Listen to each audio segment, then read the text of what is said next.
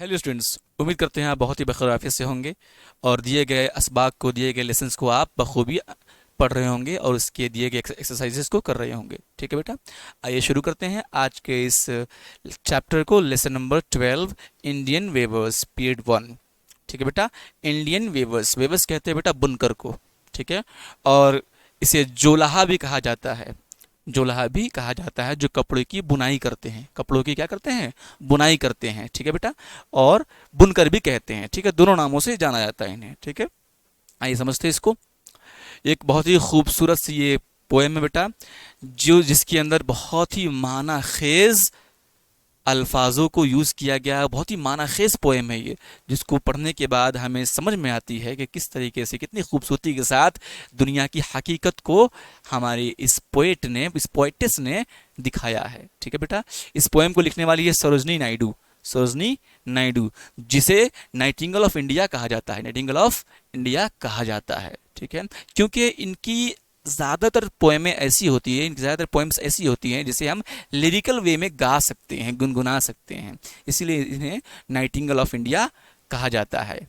इसके अलावा इन्होंने आज़ादी की लड़ाई में भी बहुत ही सिग्निफिकेंट रोल अदा किया है। ठीक है बेटा, आइए देखते हैं और समझने की कोशिश करते हैं। इंडियन वेवर्स, ठीक है, भारतीय बुनकर।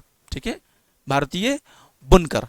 बेटा आप जानते हैं, have you notice that people wear clothes of varied colours on different occasions. जाहिर सी बात है, आपने नोटिस किया ही होगा, है ना, कि आपने नोटिस किया है कि हमारे भारत के लोग अलग अलग ओकेजन्स पे अलग अलग तरह के कपड़े पहनते हैं, है ना, और अलग अलग कल्चर के अकॉर्डिंग कपड़े बदलते रहते हैं। अलग अलग स्टेट वाइज भी कल्चर चेंज होता है, और कल्चर्स जब चेंज होते हैं तो उनके अंदर जो जो क्लोथिंग सेंस होती है वो भी बदलते रहते हैं। ठीक है बेटा, These variation in colors also indicate the diversity in cultures and religious communities।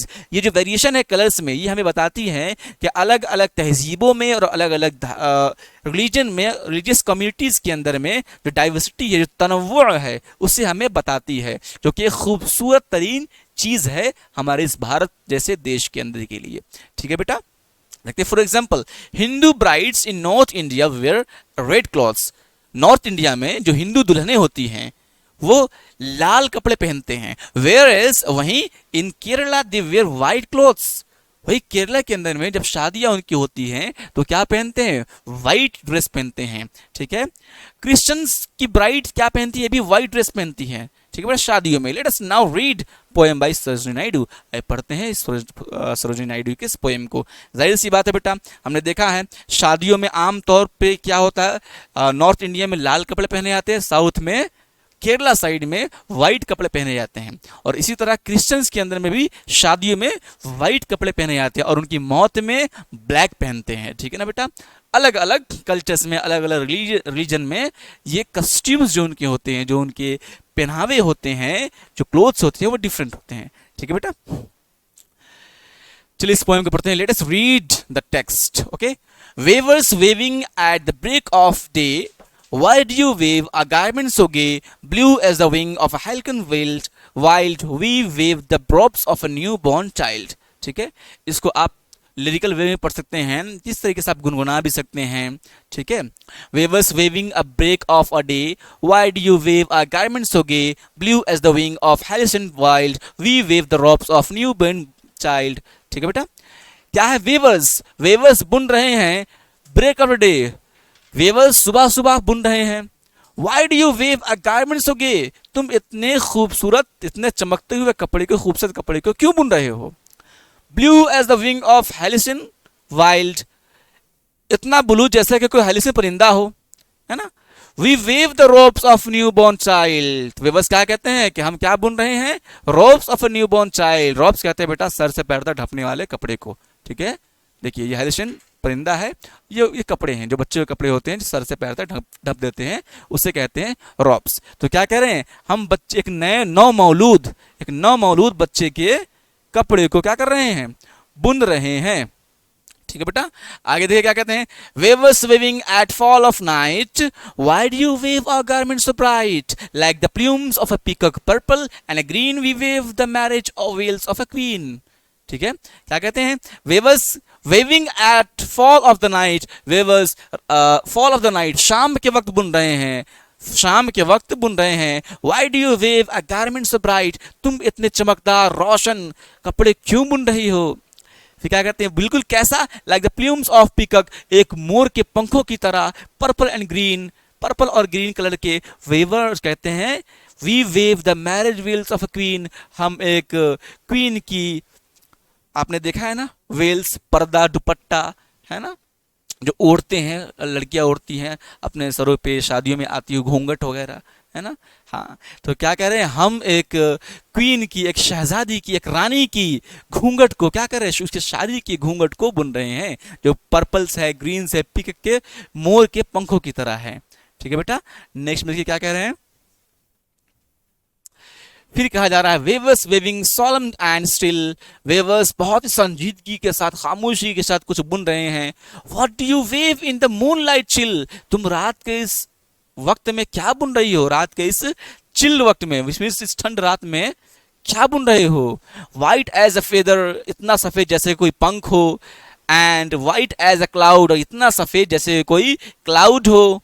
Okay, weavers क्या कहते हैं, we weave a dead man's funeral shroud, क्या कहते हैं कि हम एक मरे हुए आदमी के कफन सिल रहे हैं, एक मरे हुए आदमी का कफन सिल रहे हैं। अगर आप इस पोएम को अच्छे से समझे होंगे तो आपको समझ में आया होगा कि किस तरीके से दुनिया की कड़वी हकीकत को इतने खूबसूरत अंदाज में सरोजिनी नायडू ने पेश किया है ना बेटा। और कंपैरिजन कैसा किया गया, इसको भी अगर आप ध्यान देंगे तो आपको समझ में आएगा कि किस तरीके से कंपैरिजन किया जाता है। Again figure of speech, grammar में फिगर ऑफ स्पीच आपने पढ़ा है, और उसी के अंदर में असल कंपैरिजन को दिखाया जाता है अलग अलग तरीके से। ठीक है, चलिए answer the following questions, complete the following sentences. ठीक है, the weavers are weaving the cloth for they are compare to, that's it, because here the weavers are weaving the cloth for an infant baby's garment. Okay, baby's garment, ठीक है, okay, infants baby's garments, ठीक है, the wings of the hyacinth bird. ठीक है, answer हो गया। Okay, what is the similarity between morning time of the day and the birth of a child, एक बच्चे की पैदाइश और मॉर्निंग टाइम ऑफ डे के बीच में सिमिलैरिटी क्या है। Morning time of the day, किसी भी दिन की सुबह का वक्त, और एक बच्चे की पैदाइश के वक्त में क्या सिमिलैरिटी है। जाहिर सी बात है, एक बच्चा जब पैदा होता है तो इसका मतलब उसकी जिंदगी की शुरुआत हुई है। दिन की, जब दिन की सुबह होती है तो पूरी दिन की शुरुआत होती है ना बेटा। देखिए, morning is the beginning of the day, morning क्या है, क्योंकि बिगिनिंग ऑफ द डे एक दिन की शुरुआत है। इसी तरह पैदाइश क्या है, किसी बच्चे की जिंदगी की शुरुआत होती है। ठीक है ना, इसलिए मॉर्निंग को बच्चे के बॉर्न से कंपेयर किया गया है, या सिमिलैरिटी बताई गई है। ठीक है, कंपेयर किया गया। आगे देखें, okay, what are the weavers weaving, weavers क्या बुन रहे थे, the marriage veils of queen, marriage veils of queen. Okay, एक रानी के वेल्स को, घूंघट को, शादी के घूंघट को बुन रही थी।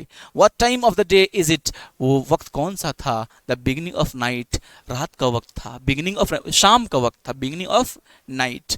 What time is indicated through the phrase moonlight chill, moonlight chill के जरिए कौन से टाइम को यहाँ पर इंडिकेट किया गया है, मिडनाइट को, आधी रात को कंपेयर किया गया है, इंडिकेट किया गया है मूनलाइट चिल से बेटा। ठीक है, what is the similarity between death and cold, death and cold की क्या सिमिलैरिटी है। देखिए, possible interpretation, death brings sadness, जाहिर सी बात है, डेथ क्या है, डेथ क्या लाती है अपने साथ, उदासी को लाती है, सैडनेस को लाती है। Cold night is unpleasant death, cold night ये भी एक अनप्लीजेंट डेथ होता है। बहुत ठंड होती है तो इंसान को लगता है कंबल उड़ते जाते हैं, अच्छा नहीं लगता, खुशगवार उसे नहीं लगता है, अनप्लीजेंट सा लगता है उसे। इसीलिए कोल्ड नाइट को भी अनप्लीजेंट डेथ से कंपेयर किया गया है, जो कि is the end of life just as night is the end of day. ठीक है, कि ये क्या है, एंड ऑफ लाइफ होती है। ठीक है, ठीक वैसे ही डेथ क्या है, एंड ऑफ लाइफ होती है। ठीक वैसे ही नाइट क्या है, एंड ऑफ डे होता है। ठीक है बेटा, उम्मीद करते हैं आपको इससे ये पोएम समझ में अच्छी तरीके से आया होगा और आपने इसको एंजॉय भी किया होगा। इस पर गौर करिए और इसमें जो अल्फाज इस्तेमाल किए गए हैं उसे याद करिए। ठीक है बेटा, अब तक के लिए इतना ही, मिलते हैं नेक्स्ट पीरियड में।